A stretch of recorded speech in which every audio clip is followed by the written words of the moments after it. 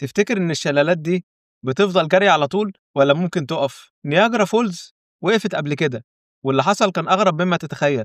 شلالات نياجرا 3 شلالات مع بعض بينزلوا من ارتفاع حوالي 51 متر، وبيعدوا أكتر من 3000 طن مية في الثانية الواحدة، يعني ممكن يملوا حمام سباحة أولمبي في ثانية واحدة بس. الضغط هناك مهول، تحس بالاهتزاز في الأرض اللي أنت واقف عليها، والمراكب اللي بتقرب محتاجة موتورات قوية جدا بس عشان تفضل ثابتة وما تسحبش لقدام. بس اسمع المفاجأة، في سنة 1969 المهندسين حولوا المية بعيدة عن الأمريكان فولز وسابوا الشلال ناشف تماما كأنه عمره ما شاف مية، عشان يدرسوا التآكل ويشوفوا الجرف حالته بقت إيه.